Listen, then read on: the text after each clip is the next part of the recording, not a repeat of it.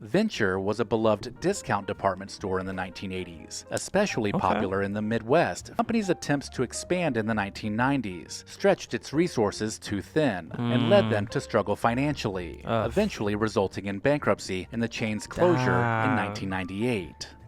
Again, shout out to the Venture shoppers, man. Again, I've never heard of that place. Store babysitting while you shop. In-store babysitting. So let's take a look back at the iconic stores of the 1980s that have since disappeared. Bro, I can't wait to see this, man. Alright guys, we got another video from Recollection Road. We're going to go back to the 80s to check out closed 12 iconic 1980s stores that couldn't be saved. Now, I've done a little bit of deep diving into some of the malls around this time, or the stores. I've checked. I feel like I might recognize one or two, like a Kmart. I see it in the little what kind of ones couldn't be saved, why they couldn't be saved, and whether you guys miss or remember any of these specifically and have any memories you guys want to share.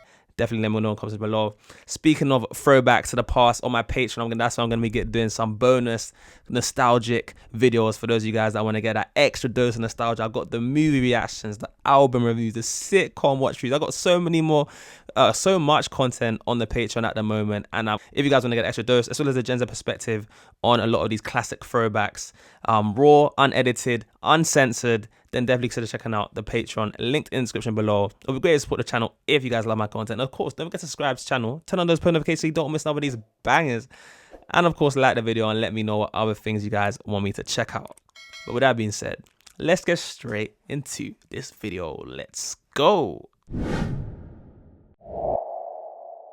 The 1980s were a defining decade for retail stores. This is the decade when popular chains exploded across the country, and many of them became household names. These stores are still remembered fondly for how they shaped our shopping experience during this time, with one even offering in-store babysitting while you shop. In-store babysitting. So let's take a look back at the iconic stores of the 1980s that have since disappeared. Bro, I can't wait to see this, man. Shout out to Recollection Road, guys. Links to the original video will be in the description.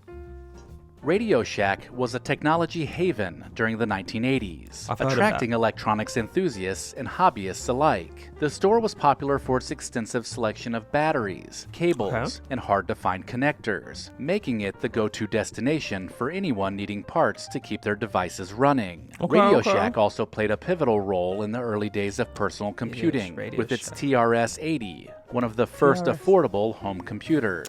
The store also catered to a passionate community of ham radio operators. Let me say, was it TRS-60? What did he say the name of that was? I'm aware of the Commodore 64. Hold up. Computers. The store with its TRS-80, one of the TRS-80, first affordable never heard of that home before. computers. The store also catered to a passionate community of ham radio operators and offered a unique shopping experience that blended DIY culture with cutting-edge technology. But as technology became more accessible, with big box retailers and then online shopping taking over, Radio Shack struggled to maintain its niche and eventually saw steep declines. Yeah, I feel like maybe that might be the theme of a lot of these places, like with the technology advancing, things now, you can get things online. I can imagine that probably caused a lot of the downfall of a lot of these places. But Radio Shack seems interesting. And it's kind of like what do you guys have in the US? Is it like Best Buy, where you can get like all these technological stuff or whatever it is? I might have forgot the name. I know in the UK we got like PC curries and stuff like that. But interesting, man. I've heard of it. To maintain Did I hear about this from like iCarly? Saw steep declines. Because I feel like I've heard of Radio Shack from like a Nickelodeon show. People talking about going to Radio Shack. I don't know. The name sounds familiar, but interesting. Actually saw steep declines. In the 1980s, Toys R Us was more than just a toy store. It was a magical destination where kids' dreams came true, with vast aisles filled with toys, games, and childhood essentials. The store became synonymous with fun and excitement. The catchy jingle, "I don't want to grow up, I'm a Toys R Us kid," encapsulated the brand's appeal. Parents flocked to Toys R Us during the holiday season, often lining up to secure the hottest toys, like Cabbage Patch Kids and Transformers, making it a central part of holiday traditions. The store's in-person shopping experience was unrivaled, with large displays and interactive areas that captivated the imagination of children. However, as online shopping grew and consumer preferences shifted, Toys R Us struggled to change with it, eventually leading to its closure and the end of an era in toy retail. Wait, but I don't understand. Toys R Us is still around today, no? Am I tripping? From what it seems like, Toys R Us seems to be a lot bigger back in the day, for sure. Obviously, it's still big now, but I guess it's probably changed to more online. Or I don't know. I could be misconstruing that. Maybe it's just more in the UK. We still have it. Maybe in the US they don't have it as much. Either way, obviously, yeah, you could order toys online now, right? Rediscover your past by digitizing your family's memories with Legacy Box. Watch you guys might have until to the help end me of with this that video one to find out more about preserving your legacy, and then visit legacybox.com/recollection. Electric Avenue, a division of Montgomery Ward, was a go-to destination for electronics in the 1980s, offering a wide array of products ranging from televisions to stereo systems. As consumer interest in home entertainment surged during this decade, Electric Avenue capitalized on the growing demand by providing a huge assortment of the latest tech gadgets. The store also catered to the booming market for home audio and video systems. Wait, let me see some of those Game Boy games, man. Hold up. Okay, this is a throwback. Final Fantasy Legend 2. I've never heard of these games before. Even when I look at these Game Boys from back in the past, I've only just recently discovered like this what they used to look like. Yeah. Man, this is gotta be like late 80s though. Like maybe even 90s, right? Or something or late, because these toys, or maybe mid 80s, I could be wrong, but I know like 70s, you probably didn't have as many of these kinds of electronic kind of toys. And then 80s probably where they started to come onto the market more. And then 90s, like online stuff. You guys let me know if I'm getting the timeline wrong. I'm sure you guys remember it vividly. But yeah, this is interesting, man. Let me know if any of you guys played this game before. The store also catered to the booming market for home audio and video systems. Known for its aggressive sales tactics, the store often pushed extended warranties and additional products, reflecting the high-pressure sales environment typical of electronics retail at the time. As their parent company, Montgomery Ward, faced increased financial difficulties, Electric Avenue also struggled to maintain profits, leading to its closure in the 1990s. Right, so they had aggressive marketing strategies. A&P, once the pioneering force in the American grocery industry, struggled to maintain its footing in the rapidly changing retail landscape of the 1980s. As newer, more modern grocery stores like Kroger and Safeway grew, A&P found it increasingly difficult to compete with wider product offerings and updated shopping experiences. Despite this, A&P still built a reputation with high-quality brands like Jane Parker and 8 O'Clock Coffee. I mean, who could forget the aroma of the freshly ground coffee beans as you walked into an A&P? But the sad part is, they didn't modernize, and it ultimately led to their decline, with multiple bankruptcies following before it finally closed for good in 2015, marking the end of an era for one of America's oldest supermarket chains. Wow, one of their oldest supermarket chains. Look, I've never heard of A&P before as well. Again, I think part of that is also because I'm from the UK, so this is like new territory for me. A lot of this, that last 30 seconds, I was clueless. Never heard of any of those stores. Venture was a beloved discount department store in the 1980s, especially popular in the Midwest for its affordable prices. Families loved to go to Venture for everything from clothing to home goods, drawn by the promise of a bargain. The store was a key destination for back-to-school shopping, with aisles packed with school supplies, clothing, and essentials, making it a popular late summer destination. However, the company's attempts to expand in the 1990s stretched its resources too thin and led them to struggle financially, eventually resulting in bankruptcy and the chain's closure in 1998. Damn, so you're telling me it wasn't even the internet that killed them. They just probably did a misstep. Maybe got too excited with the retail stores and then ended up selling themselves a bit too short or spreading themselves too thin, like you said. Again, shout out to the Venture shoppers, man. Again, I've never heard of that place. Let me know if you guys, if any of this is bringing back memories for you guys so far, man. Resulting in bankruptcy and the chain's closure in 1998. 1998. Close. Western Auto was a staple of the 1980s retail scene, serving as a one-stop shop for automotive parts and other home supplies. Automotive the store was parts, well okay. known as a trusted name among car owners, who embraced the do-it-yourself culture. Okay. Western Auto also diversified its offerings to include home goods, tools, and sporting equipment, reflecting the broader trend of retail diversification during the decade. Okay. The store had a strong presence in rural and suburban areas. Look at those and bikes. many of us may have even gotten our High-rise very first bikes. bike from Western Auto. Okay. During the 1990s, though, Western Auto was Interesting. acquired by And we know how much those bikes are popular in the 80s, especially even before that, even like, do you know what I mean? So, yeah, man, I'm sure like for this place to go out of like to end up getting closed. This one I'm gonna be curious to see what he says, because this one's I don't see something like this going out of business unless something crazy happened. But yeah, man, surely these things would have been in demand for so long. strong presence in rural and suburban areas, and many of us may have even gotten our very first bike from Western Auto. During the 1990s, though, Western Auto was acquired by Sears, which first led to some rebranding, and then later stores began to close, and the iconic name eventually faded away altogether. Okay, so it just faded. Okay, that's interesting. And they got acquired by Sears. Sears and Kmart, man, just I don't know, like they seem like they were just taking over a bunch of things, or even Kmart taking over Sears at one point. This is mad, man. This is some mad history right now. Again, let me know if I'm misconstruing some things, guys, because I'm I'm just trying to learn as I go along. Eventually faded away This is altogether. Western Auto, okay. Waldenbooks was a fixture in shopping malls across the country during the 1980s, known for its extensive selection of bestsellers and paperback books that people would pick up while they were out shopping at the mall. Waldenbooks also offered a sense of community among their readers by offering book clubs and hosting author events which brought people together. That's really the rise nice. of stores like Barnes & Noble, coupled with the growing popularity of Amazon during the late 1990s, led to Waldenbooks' decline, and the brand was eventually phased out in 2011. Damn. Online killed this one as well, man. Hey, this was, and that's cool, man. Back when people used to read books. No, I'm joking. Obviously, people still read books nowadays, but obviously, I can imagine with the rise of Audible, you know what I'm saying, now people listen to books audibly. I wouldn't be surprised if some even more places nowadays that sell books in the future start to die down. The less and less people start to opt for actually reading books in person. But then I don't feel like that's gonna happen too soon, because even now people still like the idea of reading. But something to think about, right? But online is killing these places, man. In 2011.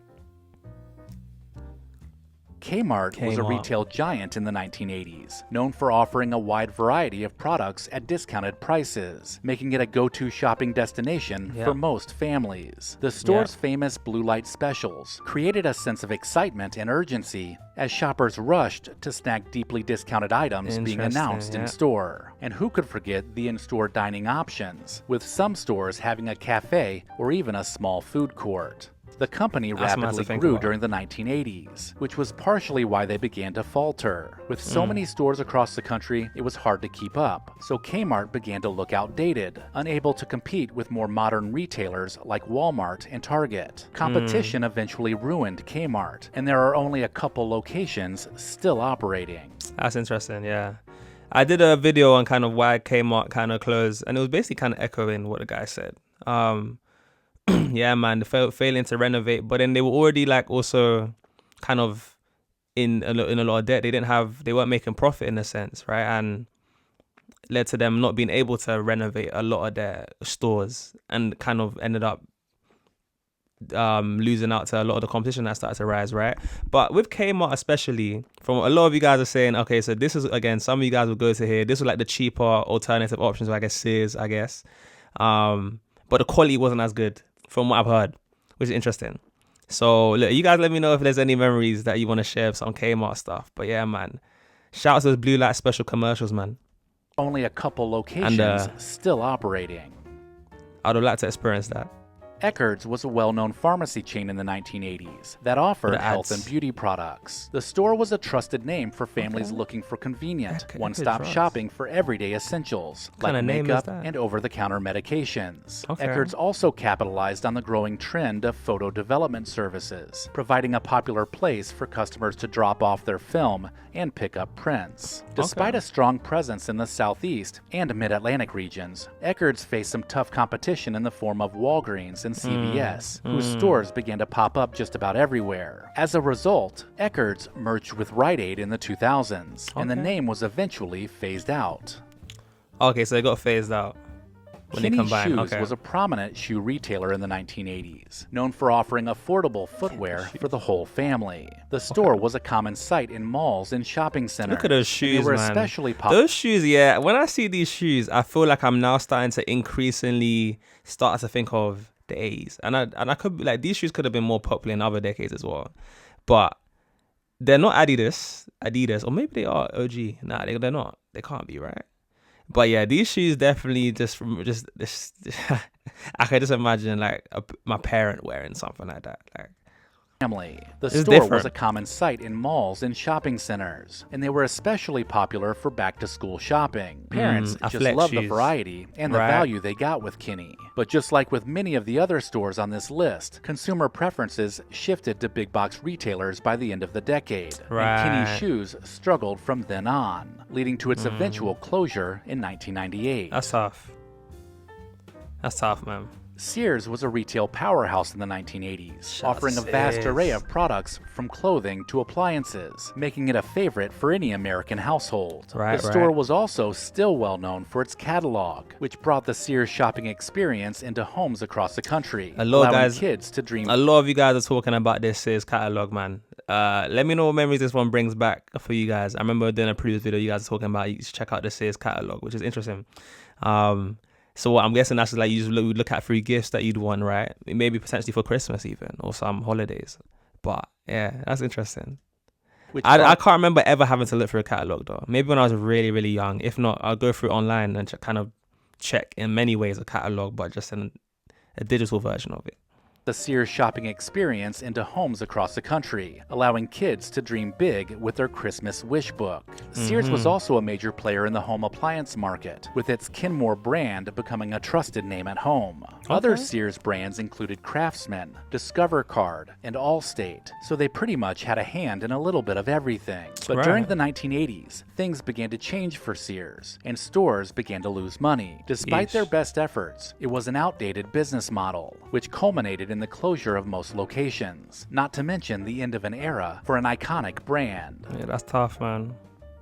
Gemco was a popular member-based retail chain in the 1980s, offering everything from groceries to electronics. The store attracted budget-conscious families who were looking for quality at lower prices, with the added benefit of member-only discounts. Gemco was also known as a one-stop shopping experience, where customers could find everything they needed, and at one time, they even offered in-store babysitting while you shopped. Eventually, the store's membership model became a liability, with Walmart and Target offering the same experience without the need for a membership fee. As more competitors grew, Gemco just couldn't stay profitable, leading to its closure in 1986, marking the end of a very unique retail experiment. Yo, that's so cool though, like having an in-store like babysitting kind of service. But again, I guess they couldn't compete with the competition. Look, I've never heard of Gemco. Again, that's the first I've ever heard of that. But that's interesting. I wonder if they got anything like similar nowadays, man. That'll be interesting. I don't know. Maybe in the US, you guys will let me know. I can't think of anything in the UK. Let me know in the comments if I missed anything. And make sure to check the description of this video for links to pick up a t-shirt and sign up for the newsletter. Alright guys, let me know what kind of memories this one brought back for you. The Toys R Us one kind of confused me a bit. I think he was saying that like that it got phased out rather than it closed. Or it wasn't as popular. But even then, like, I feel like, even, let me know if I've misconstrued any of these things that he talks about in this video. I'm diving more and more into this world of malls as well and kind of what was popular, what they were around. Let me know as well if you want to check out some more of this. Also, let me know what memories this one brings back for you guys. If you guys remember vividly shopping in some of these places. How true was this video? Can you guys relate? Can you guys attest to what was being said? And like you said, what any other stores in here that you feel like weren't mentioned, that you feel like definitely were big in the 80s that you don't really see much of today? And yeah, if you're watching this from any other countries, especially, let me know if you guys have an equivalent in your countries watching this. Yeah, I know this was based in the US, so even for me, there's a lot of names in here that he was talking about that I've not heard of. I think a lot of that is because I didn't grow up there, right? But I'm learning slowly as the time goes on.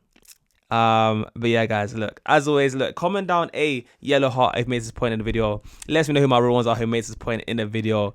Or hashtag flex for those guys that you guys know who you are that are still struggling with emojis to this day. It's okay. That's why we got hashtag flex on. Like the video before you head on out. Of course, guys, I know it's easy to forget. It does me a big favor. As well as, look, if you want to see more of these kinds of videos, consider checking out the playlist I'll be linking at the end of the video, as well as some other videos that will pop up on the screen. Hopefully, I'll see you guys around for some more videos. But look, of course, as always, I know JayFlex. Me checking out some 80s stores that are closed, that couldn't be saved. For those guys who missed this point, you guys have been absolutely wonderful. And I'll see you guys in the next one. Peace.